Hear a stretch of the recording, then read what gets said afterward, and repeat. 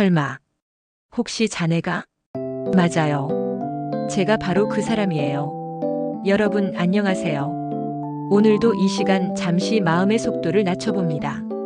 누군가는 지금 퇴근길 지하철 손잡이를 잡고 서서, 누군가는 어둑해진 부엌 싱크대 앞에서 그릇을 말리며, 또 누군가는 불 꺼진 방 안에서 라디오 불빛 하나만 의지한 채 앉아 계시겠지요.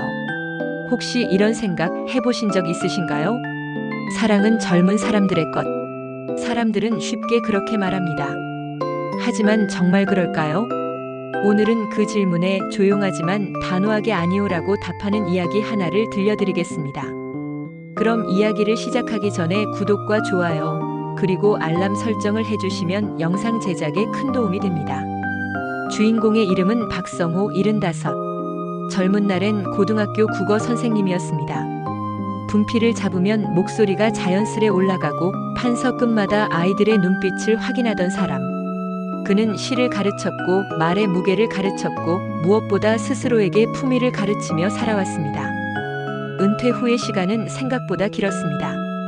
아내는 10년 전 먼저 세상을 떠났고 자녀들은 각자의 삶을 찾아 태평양 건너 외국으로 흩어졌죠. 집은 조용했습니다. 낮에는 TV를 켜놓고 시간을 죽였고 밤이면 서랍 속 처방전과 약봉지의 숫자만 늘어났습니다. 이게 삶일까? 아니면 그냥 버팀일까? 성호 씨는 혼잣말을 종종 했습니다. 그 말은 벽에 부딪혀 인해 작은 울림으로 돌아오곤 했죠. 거실 한켠 오래된 스탠드의 노란 불빛 아래서 그는 여전히 누군가의 이름을 마음속으로 불렀습니다. 이은영. 젊은 날 그가 한 번도 제대로 마주하지 못한 이름, 붙잡지 못한 손. 그가 욕망과 안정, 야심과 책임 사이에서 선택했을 때 뒤편에 놓고 떠나버린 사람. 그 이름을 떠올릴 때면 그는 어김없이 주방으로 걸어가 찬물 한 컵을 가만히 들이켰습니다. 물맛은 아무 향도 없는데 이상하게도 목을 넘길 때마다 옛 기억들이 미세한 서늘함을 남기곤 했습니다. 어느 날 오래된 친구들이 연락을 했습니다. 야, 이번 주에 다 같이 얼굴 보자. 오랜만에. 이런 말들은 늘 따라옵니다. 오랜만에. 그 말엔 묘한 게 하나 묻어 있죠. 이러다 더 늦으면 정말 더 늦을지도 모른다는 심정. 그래서일까요? 그날은 유난히 발걸음이 밖으로 향했습니다. 작은 한정식집, 낮고 따뜻한 조명, 손님들 소근거림. 친구들의 얼굴은 어느새 둥글둥글해져 있었고 웃음은 조금 더 느리고 조금 더 깊었습니다. 잔이 오갔고 옛 이야기들이 식탁 위에 부침개처럼 척척 붙었습니다. 그때였어요. 성호 씨의 시선이 어느 한 지점에서 멈춰 섰습니다. 이정희, 72. 쓸쓸함을 데리고 온 듯한 눈매였지만 자세는 단정했고 말끝은 또렷했습니다. 다정함과 결기 두 가지가 한 얼굴 안에서 조용히 공존하는 느낌. 먼저 인사를 건넨 건 정희 씨였습니다. 선생님이시라고 들었어요. 국어. 아, 네. 한때는요. 지금은 그저 독자죠. 그럼 오늘은 제가 학생할게요. 오랜만에 수업 한번 해주세요. 농담이었지만 농담만은 아니었습니다. 상대에게 말을 걸고 마음을 여는 방식에는 나이와 상관없이 온도라는 게 분명 존재하니까요. 자리는 금세 풀렸습니다. 식사가 끝나갈 무렵 사람들이 둘씩 셋씩 묶여 작은 대화를 만들 때 정혜 씨가 조용히 말했습니다. 요즘 집에 혼자 있으면 괜히 마음이 허해요. 그 한 문장이 성호 씨의 가슴에 정확히 박혔습니다. 마치 자신의 속마음을 누군가 먼저 꺼내 테이블 위에 올려놓은 기분. 그는 어깨를 아주 조금 낮추며 말했습니다. 저도 밤이 되면 더 그래요. 둘의 시선이 마주쳤습니다. 도망치지도 과하게 파고들지도 않는 시선. 이상하죠. 우리는 때때로 말보다 조용한 것들에서 더 큰 확신을 얻곤 합니다. 그날 이후 그들은 안부를 주고받았습니다. 잘 주무셨어요? 오늘은 바람이 차네요. 날씨와 잠, 밥과 건강. 나이 들수록 중요한 말들은 의외로 단순한 연구소에서 만들어지는 듯 했습니다. 메시지는 조금 길어졌고 전화는 조금 더 깊어졌습니다. 어느 날 정혜 씨가 제안했죠. 벚꽃은 졌지만 초록이 예뻐졌잖아요. 다음 주 오후에 같이 걸을까요? 공원 입구 바람이 잎을 스치며 지나갑니다. 아이들 웃음소리, 멀리서 반려견이 꼬리를 흔듭니다. 벤치에 앉아있던 노인이 신문을 반쯤 접고 하품을 합니다. 태양은 너무 뜨겁지도 너무 미지근하지도 않게 두 사람의 어깨를 균등하게 덮어주고 있었죠. 오시느라 고생하셨어요. 앉아 계셨군요. 오래 기다리진 않았나요? 조금. 근데 기다리는 것도 나쁘지 않네요. 걷기 시작했습니다. 발걸음은 느렸고 호흡은 길었습니다. 말 사이에 공백이 많았지만 그 공백을 채우는 건 조바심이 아니라 이상하게도 안심에 가까운 것이었습니다. 선생님은 아니, 선생님이라고 불러도 돼요? 그럼요. 다만 숙제는 면제해 주세요. 숙제는 면제하는데 질문은 드릴게요. 질문은 언제든지. 왜 밤이 더 외로울까요? 성호 씨는 잠깐 고개를 들어 나무들 꼭대기를 봤습니다. 가지 사이사이 햇빛이 조각나며 흘러들어옵니다. 밤엔 하루가 조용히 정리되잖아요. 근데 정리하고 보니 적어지는 게 많아서요. 소식도 일도 필요도. 그때 사람이 가장 사람을 찾는 것 같아요. 정혜 씨는 천천히 고개를 끄덕였습니다. 맞아요. 낮에는 뭘 하든 어쨌든 지나가는데 밤은 멈춰 있잖아요. 그들의 그림자가 길게 늘어졌다, 짧아졌다를 반복합니다. 그건 딱 그들의 인생 같았습니다. 길어졌다가 짧아졌다가 어떤 날은 무거웠고 어떤 날은 가벼웠고 그러나 결국 서로를 따라붙으며 형태를 잃지 않고 있었죠.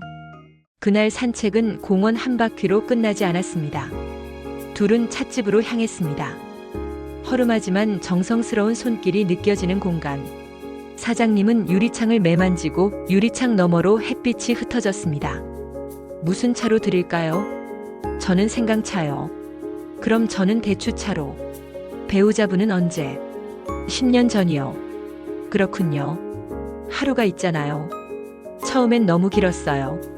제겐. 근데 나중엔 너무 짧아지더라고요. 왜 벌써 이 시간이야 하고요. 그렇게 하루하루 줄이다 보니 이만큼 와 있네요. 정혜 씨는 말없이 컵을 감쌌습니다. 얼마나 많은 시간들이 이 손바닥을 지나갔을까요? 선생님은 사랑을 어떻게 가르치셨어요? 사랑은 가르치는 게 아니라 배우는 거라고 했죠. 근데 가끔은 시험도 없고 성적표도 없어서 평생 유급하는 사람도 있다고. 그들은 한동안 웃었습니다. 웃음은 상대의 마음을 지나갈 때 반드시 부드러워지죠. 저는 정혜 씨가 조심스럽게 입을 열었습니다. 한번 크게 실패했어요. 그래서 더 조용해졌나 봐요. 아프셨겠네요. 아팠죠. 근데 아픈 게 지나가면 무서워져요. 무엇이요? 다시 행복해지는 게요. 그 말은 이 대화의 온도를 결정했습니다. 둘은 서로의 상처를 면도날처럼 얇게 꺼내 탁자 위에 나란히 올려두었습니다. 그리고 섣불리 위로하지 않았습니다. 보았습니다. 그저 바라보았습니다. 산책은 일주일에 한 번에서 이틀에 한 번으로 그리고 때로는 지금 잠깐 나올래요? 라는 갑작스러운 메시지로 바뀌었습니다. 함께 장을 보러 가기도 했습니다. 고구마를 고를 때는 표면의 상처를 보고 귤을 고를 때는 무게와 향을 맡아보고 비 오는 날은 우산 2개를 펴지 않고 한 개로 걸었습니다. 좁아진 거리는 비로소 스스로를 드러내는 거리이기도 했습니다. 어느 늦은 오후 그들은 버스 종점 근처 작은 분식집에 들어갔습니다. 떡볶이가 자박자박 끓고 있었고 김말이와 어묵이 줄지어 누워 있었습니다. 이 집 매운맛이랑 순한 맛이 있어요. 순한 맛 주시면 선생님은요? 저는 반반. 반반이 가능한가요? 사장님이랑 친해지면 가능합니다. 둘은 웃었습니다. 이런 작은 농담들이 지친 하루를 다시 걷게 하는 힘이 된다는 사실을 그들은 늦은 나이에 다시 배웠습니다. 식사를 마치고 나오는 길, 해는 이미 집들의 지붕 뒤로 넘어가고 있었습니다. 그때 정혜 씨가 불쑥 말했죠. 선생님. 네. 우리 이렇게 만난 게 운명 같지 않으세요? 질문은 가볍게 들렸지만 대답은 가벼울 수 없었습니다. 성호 씨는 아주 오래 생각한 듯한 표정으로 짧게 고개를 끄덕였습니다. 네. 그는 그보다 더 긴 문장을 마음속에서 만들고 있었습니다. 우리가 너무 늦게 만난 것이 아니라 필요할 때 만난 거라고 믿고 싶습니다. 하지만 그는 그 말을 소리내지 않았습니다. 모든 것에는 때가 있듯 말에도 때가 있으니까요. 관계가 깊어질수록 동선은 짧아집니다. 길은 서로에게로 휘어지고 길모퉁이는 더 익숙해집니다. 둘은 종종 서로의 집 앞까지 걸어다 주곤 했습니다. 정혜 씨의 집 앞 화분들이 가지런했습니다. 삐죽 자란 잎 하나 없이 고르게 손을 탄 흔적. 그의 삶도 그랬을까요? 가지런히 그러나 모난 곳을 참아가며 성호 씨의 집 앞 오래된 초인종이 달려 있었습니다. 딱 한 번 울려본 그 초인종은 이제 누군가의 손길을 기다리는 듯 희미하게 빛나고 있었습니다. 차 한잔하고 가실래요? 그날 성호 씨가 조심스레 말을 꺼냈습니다. 잠깐만요. 잠깐 들어갈게요. 집안은 정리되어 있었지만 너무 깨끗해서 텅 빈 느낌이 조금 섞여 있었습니다. 책장은 빼곡했지만 책은 사람을 대신해주지 못하니까요. 여기 앉으세요. 그는 주전자를 올리고 컵을 2개 꺼냈습니다. 서랍에서 차를 고르다 한참을 망설였습니다. 어떤 차가 좋을까? 어떤 향이 지금 이 시간과 어울릴까? 그가 고른 건 카모마일. 너무 과하지 않고 너무 밋밋하지도 않은 낮게 오래 향이 남는 그런 차. 고맙습니다. 정혜 씨가 컵을 들었습니다. 고개를 숙여 향을 맡고 조심스럽게 한 모금. 따뜻하네요. 온도 맞추는데 꽤 신경 썼어요. 그 마음이 더 따뜻해요. 집안에 달력이 걸려 있었습니다. 빨간 표시가 드문 달력, 검은 숫자들이 줄지어 앉은 달력. 정혜 씨가 물었습니다. 여기 빨간 동그라미 이건 뭐예요? 그는 잠시 머무시다가 말했습니다. 매년 그날 아내 기일. 정혜 씨는 말을 멈췄습니다. 어떤 말은 침묵으로만 건네져야 하는 법을 그녀는 알고 있었습니다. 그의 침묵과 그녀의 침묵이 포개지는 동안 주전자에서 남은 김이 얇게 올라갔다가 흩어졌습니다. 그날 밤 성호 씨는 오랜만에 책상 앞에 앉아 편지를 썼습니다. 요즘은 누구도 편지를 쓰지 않지만 그는 글이 가장 솔직해지는 순간이 손끝에 잉크가 묻을 때라는 사실을 평생 배워왔습니다. 정혜 씨께 오늘 걸었던 길의 바람을 아직 어깨가 기억합니다. 말하지 않아도 알게 되는 것들이 있더군요. 아마도 나이 들어서야 비로소 보이는 것들. 혹시 괜찮으시다면 다음 주엔 동네 책방 앞에서 만나 책을 한 권씩 고르고 서로에게 추천해보면 어떨까요? 밤은 여전히 길고 저는 여전히 조금 외롭지만 오늘은 그 길이가 조금 짧게 느껴졌습니다. 고맙습니다. 그는 편지를 접어 봉투에 넣고 다음 날 아침 배달함에 조심스레 꽂았습니다. 문득 이런 생각이 스쳤습니다. 내가 이렇게 설레는 마음을 마지막으로 느낀 건 얼마나 오래 전이었을까? 동네 책방. 문을 열면 종이 바스락거리는 냄새가 먼저 반겼습니다. 서가 사이사이 멈춰 서는 시간이 본능처럼 느리게 흘렀습니다. 추천해주세요. 정혜 씨가 말했습니다. 요즘 마음이 조금 쉬어갈 수 있는 책. 성호 씨는 한참을 둘러보다 얇은 소설책 한 권을 골라 내밀었습니다. 이 책은요, 이야기가 크게 요란하지 않은데 문장들이 오래 남습니다. 읽고 나면 누군가에게 따뜻한 차를 한 잔 내주고 싶어져요. 정혜 씨는 웃었습니다. 그럼 저는 선생님께 이걸. 그녀가 건넨 건 에세이 한 권. 표지는 단정했고 제목은 담백했습니다. 왜 이 책이죠? 이 책은 한 사람이 자기 자신에게 말 거는 법을 천천히 가르쳐줘요. 선생님한텐 필요 없을 줄 알았는데 오늘 보니까 조금 필요해 보였어요. 그 말은 칭찬이었습니다. 그리고 어쩌면 작은 걱정이기도 했습니다. 사람은 누군가에게 말을 건네는 법은 배워도 자기 자신에게 말을 거는 법은 자주 잊어버리니까요. 책방을 나와 작은 공원으로 걸음을 옮겼습니다. 벚꽃은 다 져 있었지만 꽃잎보다 더 오래 남는 건 초록의 습관이었죠.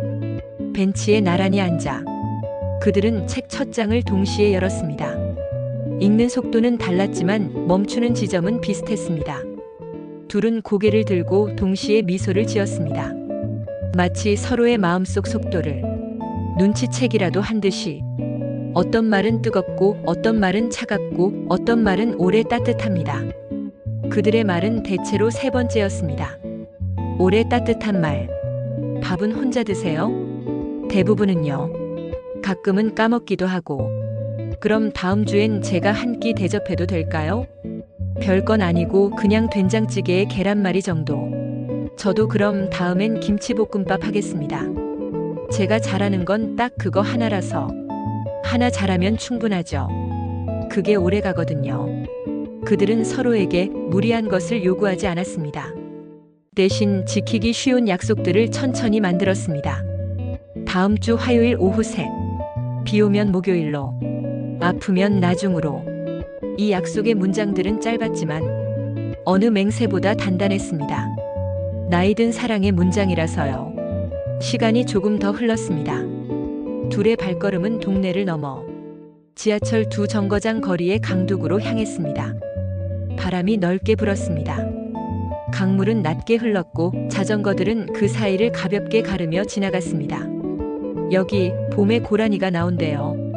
정말요? 친구가 그랬어요. 가끔 멀리서 사람들을 보다가 금세 숲으로 사라진다고. 그럼 우리도 고라니처럼 사람들 조금 보다가 사라질까요? 사라지는 건 조금 이르지 않나요? 그들은 웃었습니다. 웃음이 물결 위로 떨어져 작은 원을 만들었습니다. 강둑 끝 카페에 들어가 창가에 앉았습니다.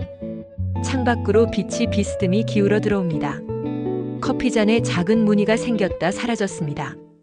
문득 바다 보고 싶다는 생각이 들었어요. 정혜 씨가 말했습니다. 가까운 데라도. 당일로. 바다. 성호 씨가 되뇌었습니다. 바다는 언제 봐도 처음 같죠. 그 말에는 나이 든 사람이건 젊은 사람이건 동일하게 고개를 끄덕일 수밖에 없는 어떤 보편이 담겨 있었습니다. 그럼 다음 달 초에 갈까요? 네. 달력에 오랜만에 동그라미 하나 크게 그려야겠네요. 저도요. 그들의 달력은 그날 이후 동그라미가 조금씩 늘어나기 시작했습니다. 검은 숫자들 사이 붉은 잉크의 작은 약속들. 그것은 멀리서 보면 티나지 않지만 가까이 보면 분명한 변화였습니다. 밤. 성호 씨는 침대 머리맡에 놓인 전화기를 한참 바라보다 번호를 눌렀습니다. 신호음이 서너 번 울리고 전화가 연결되었습니다. 네, 선생님. 혹시 자려던 참이었나요? 아니요. 책 조금 읽다 막 내려놓았어요. 그럼 한 가지만 물어봐도 될까요? 물어보세요.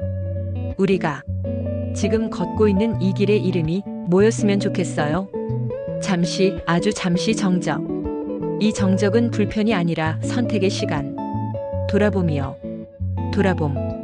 앞만 보지 말고 가끔 뒤도 보고 옆도 보고 우리 발 아래도 보고. 그러다 보면 어디까지 왔는지 알게 되잖아요. 성호 씨는 미소가 났습니다.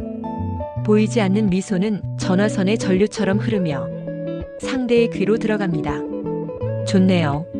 그럼 우리는 지금 돌아봄 길을 걷는 중. 네. 그리고 가끔은 제자리에서 잠깐 쉬어가요. 좋습니다. 그럼 오늘은 여기까지. 안녕히 주무세요, 선생님. 좋은 밤 되세요. 전화를 끊고 난 뒤 성호 씨는 불을 끄지 않았습니다. 대신 창문을 조금 열었습니다. 밤바람이 커튼을 살짝 들어올렸습니다. 그 바람 사이로 오래전 잃어버렸다고 생각한 어떤 감정이 다시 집 안으로 들어오는 듯 했습니다. 어느 주말 오후 둘은 전시회를 보러 갔습니다. 그림은 조용했고 사람들은 그림 앞에서 각자의 침묵을 골라 쓰고 있었습니다. 한 남자가 전화 통화를 하며 큰 소리로 웃었습니다. 순간 주변의 고요가 깨졌습니다. 그는 그 사실을 아는지 모르는지 한참을 그렇게 떠들어댔죠. 정혜 씨의 표정이 아주 잠깐 굳어졌습니다. 성호 씨는 그 표정을 놓치지 않았습니다. 괜찮아요? 괜찮아요. 별일 아닌 것처럼 보이지만 별일이기도 하죠. 맞아요. 누군가에겐 사소한 일이 다른 누군가에겐 하루를 망치는 일일 때가 있죠. 그들은 다시 그림 앞에 섰습니다. 하지만 그 짧은 소라는 이상한 찜찜함을 남겼습니다.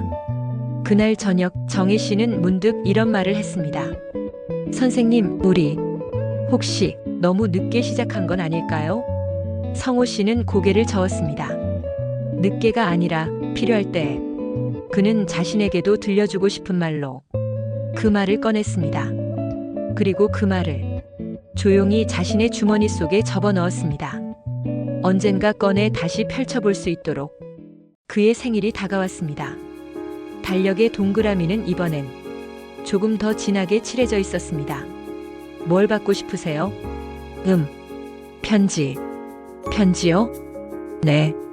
길지 않아도 되니까 종이에 적힌 말. 생일 아침 문 앞엔 작은 종이 봉투가 놓여 있었습니다. 그 안에는 조심스럽게 접힌 편지와 작은 화분 하나가 들어 있었습니다. 화분엔 라벨이 붙어 있었습니다. 물은 조금만, 햇살은 오전에, 말은 다정하게. 편지에는 이렇게 적혀 있었습니다. 선생님, 사람의 마음이 봄처럼 다시 올라오는 걸 가까이서 본 건 정말 오랜만이에요. 그 봄이 너무 성급해지지 않도록 옆에서 바람막이처럼 서 있을게요. 생일 진심으로 축하드립니다. 그는 화분을 창가에 올려두었습니다. 햇살이 화분을 반쯤 덮고 있었습니다. 그 반쯤이라는 균형이 그날따라 유난히 예뻐 보였습니다. 그날 저녁 그들은 다시 강둑을 걸었습니다. 바람은 전보다 조금 더 불었습니다. 바람은 때때로 말보다 솔직합니다. 감추던 것을 드러내고 붙들던 것을 놓치게 하죠. 정혜 씨. 네. 고맙습니다. 무엇을요? 제가 다시 사람 말을 하게 된 것. 정혜 씨는 대답하지 않았습니다. 대신 한 걸음 더 가까이 걸었습니다. 그 가까움이 곧 대답이었습니다. 잠시 후 그들이 멈춰 섰을 때 멀리서 음악이 들려왔습니다. 누군가 이어폰을 크게 켜놓은 건지 아니면 카페의 스피커가 바람을 타고 온 건지 알 수 없었지만 그 곡은 두 사람 사이의 공기를 조금 더 부드럽게 만들어 주었습니다. 선생님. 네. 혹시 제가 가끔 두려워 보이나요? 가끔요. 왜요? 행복해지는 게 더 무서운 사람도 있으니까요. 그 말은 그녀의 마음속 어떤 문을 놓고 했습니다. 문은 바로 열리진 않았지만 문 뒤에 누군가 서 있다는 사실만으로도 사람은 덜 외로워집니다. 두 사람은 주 1회 서로에게 밥을 짓기로 했습니다. 번갈아 가며 그 약속은 생각보다 중요했습니다. 나이 든 사람의 식탁은 건강보다 외로움과 더 가까울 때가 있거든요. 된장찌개, 계란말이, 김치볶음밥, 어묵탕. 대단한 메뉴는 없었지만 각자의 손맛은 서로의 안부처럼 분명한 차이를 만들었습니다. 선생님, 계란말이는 끝이 잘 말려요. 아마 평생 칠판 지우개를 말아 쥐던 습관일 겁니다. 그 습관 참 예쁘네요. 식사 후엔 늘 차를 마셨습니다. 그날은 유자차였죠. 유리잔 너머로 유자 껍질이 빛났습니다. 빛은 가만히 둬도 서로에게 스며드는 법을 알고 있었습니다. 다음 주에 바다. 정말 가는 거죠? 그럼요. 그럼 바다에서 말을 하나 잃어버리고 올래요? 말을요? 너무 많이 가지고 다니니까 가끔은 가벼워지려고요. 좋아요. 잃어버려야 할 말 하나씩 골라옵시다. 그들은 각자의 주머니에 작은 종이를 한 장씩 넣었습니다. 잃어버리고 싶은 말, 풍선처럼 날려보낼 말. 그 종이는 아무에게도 보여주지 않기로 했습니다. 바다로 가는 기차 안 창밖 풍경이 느리게 뒤로 밀렸습니다. 논의 색이 바뀌었고 집들의 지붕이 색색이 지나갔습니다. 좌석 앞 테이블 위에는 김밥 2줄과 사과 2개, 물 2병. 도시락에는 각자의 정성이 담겨 있었고 물에는 각자의 마음이 담겨 있었습니다. 기차 타는 거 오랜만이에요. 저도요. 기차 창밖은 늘 여행 같죠. 아니, 약간의 구원 같기도 하고. 구원. 네. 잠깐 모든 걸 미뤄도 되는 시간. 그들의 대화는 기차의 리듬을 닮았습니다. 끄덕이며 기대며 멈출 때 멈추고 달릴 때 달렸습니다. 도착한 바다는 그날따라 유난히 낮았습니다. 파도는 욕심내지 않았고 모래는 말이 없었습니다. 둘은 신발을 벗고 모래 위에 발을 푹 담갔습니다. 종이 가져오셨어요? 여기. 저도. 그들은 서로 등을 돌리고 멀리서 파도 소리를 들으며 종이를 꺼내 읽었습니다. 그리고 종이를 찢어 작은 조각으로 만들었습니다. 조각은 바람을 탔습니다. 어느 건 모래에 박혔고 어느 건 하늘로 올라갔다가 이내 눈앞으로 다시 떨어졌습니다. 뭘 버리셨어요? 비밀. 저도요. 그럼 우리 둘 다 조금 가벼워졌겠네요. 네. 그들은 파도가 스치고 간 자리에 새 발자국처럼 얕은 흔적을 남겼습니다. 그 흔적은 곧 지워졌지만 둘의 걸음은 조금 더 깊어졌습니다. 기차는 다시 도시로 향했습니다. 창문엔 바다의 염기가 얇게 묻어 있었습니다. 정혜 씨가 졸았습니다. 머리가 창틀에 살짝 기댄 채 호흡이 고르게 오르내렸습니다. 성호 씨는 그 모습을 조용히 바라보다 가방에서 작은 메모장을 꺼냈습니다. 그리고 한 줄을 적었습니다. 사람이 사람 곁에서 가장 편안해지는 순간은 서로가 서로에게 아무것도 묻지 않을 때. 기차가 터널로 들어갔다가 나오면서 객실 안의 빛이 잠깐씩 바뀌었습니다. 어둠과 밝음의 반복. 그는 그 반복을 자신의 삶의 단면으로 느꼈습니다.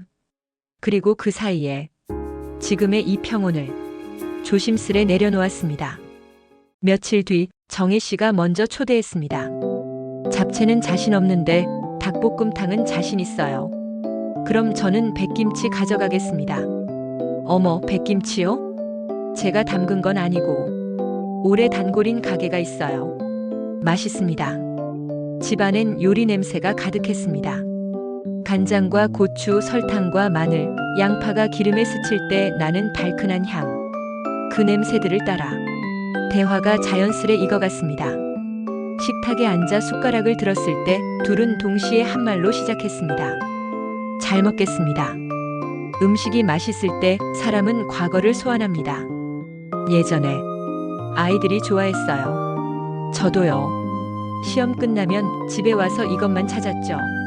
두 사람의 과거는 닮지 않았지만 그 과거를 그리워하는 방식은 닮아 있었습니다. 그것만으로도 충분했습니다. 식탁을 치운 뒤 둘은 창가에 앉아 음악을 들었습니다. 오래된 발라드 한 곡, 가사는 단순했고 목소리는 정직했습니다. 선생님, 네, 저한테 화내도 돼요. 왜요? 가끔 제가 이유 없이 조용해지는 날이 있거든요. 그럴 때 누군가가 화를 내줘야 제가 다시 말할 수 있을 것 같아서요. 그 말은 부탁이었습니다. 사람은 때때로 자신이 망가지지 않게 해달라는 부탁을 서툰 방식으로 꺼내놓습니다. 화내기보단 기다릴게요. 기다릴 수 있어요? 늦게 배우면 오래 가더군요. 그녀는 미소를 지었습니다. 그 미소는 오늘 밤의 마지막 문장이 되기에 충분했습니다. 그날 밤 비가 왔습니다. 창틀을 두드리는 빗방울 소리가 규칙도 불규칙도 아닌 박자를 만들었습니다. 성호 씨는 불을 끄고 거실에 앉아 비 소리를 들었습니다. 그는 전화기를 들었다 내려놓고 메시지를 쓰다 지우고 다시 쓰다 지웠습니다. 결국 보낸 건 아주 짧은 문장 하나였습니다. 비 오네요. 잠시 후 답장이 왔습니다. 네. 잠이 잘 오겠어요. 그는 창문을 조금 더 열었습니다. 비 냄새가 들어왔습니다. 어느 날의 그리움과 어느 날의 평온이 동시에 들어왔습니다. 그는 생각했습니다. 지금의 이 느린 속도로, 이 느린 호흡으로 끝까지 갈 수 있다면 모든 관계는 빛과 함께 그림자를 데려옵니다. 그림자는 빛의 반대가 아니고 빛이 제자리를 찾는 방식일 뿐이죠. 정혜 씨에게 알 수 없는 긴 침묵의 날이 찾아왔습니다. 메시지는 짧아졌고 통화는 자주 끊겼습니다. 이유는 묻지 않았습니다. 대신 성호 씨는 하루에 한 번 정해진 시간에 같은 문장을 보냈습니다. 여기 있어요. 그것은 도착 확인이 필요 없는 메시지였습니다. 그저 한쪽에서 다른 쪽으로 천천히 건너가는 다리 같은 말. 사흘째 되던 날 정혜 씨에게 전화가 왔습니다. 선생님, 네, 고맙습니다. 무엇을요? 그 문장. 여기 있어요. 그게 오늘은 숨처럼 느껴졌어요. 그들은 그날 아무 얘기도 하지 않았습니다. 날씨 얘기도, 식사 얘기도, 건강 얘기도. 대신 서로가 서로에게 낼 수 있는 가장 낮은 숨소리로 통화를 이어갔습니다. 그 낮은 숨은 고나게 잠든 마음을 흔들지 않는 자장가 같았습니다. 어느덧 달력의 절반이 넘어가 있었습니다. 둘은 다음을 약속하는 법을 조용히 배워가고 있었습니다. 다음 달엔 시장 구경 가요. 큰 시장 말고 동네 시장. 좋죠. 그럼 저는 건어 물가에서 멸치 고르는 법을 알려드릴게요. 그럼 저는 채소 가게에서 오이 고르는 법을. 오이는요? 광택 말고 결을 보세요. 결이 고른 오이는 맛이 단단해요. 그 약속들은 서로의 시간에 작은 알람을 달아주었습니다. 삶이 다시 소소한 준비와 설레임을 갖추게 해주는 평범하지만 눈부신 알람. 여러분, 오늘 이야기의 일부는 여기까지입니다. 지금까지 들려드린 건 외로움이 서로를 알아보고 두 사람이 함께 걷기 시작하기까지의 아주 긴 그러나 짧게 느껴지는 시간이었습니다. 누군가는 묻겠지요. 이것이 사랑일까요? 사랑의 정의는 사람 수만큼 많지만 한 가지만은 분명합니다. 사랑은 나이를 가리지 않습니다. 사랑은 늦게 온 것이 아니라 필요할 때 제 시간에 찾아오는 손님입니다. 다만 우리는 그 손님을 맞을 준비가 되어 있어야겠지요. 오늘의 두 사람, 성우와 정희. 그들의 발걸음은 아직 가볍습니다. 그러나 저 멀리 빛이 있으면 어김없이 따라오는 그림자처럼 아주 작은 균열의 예감이 그들의 그림자 끝에서 흔들리고 있습니다. 다음 이야기가 궁금하시다면 구독과 좋아요, 알림 설정해 주시고 조금만 기다려 주세요.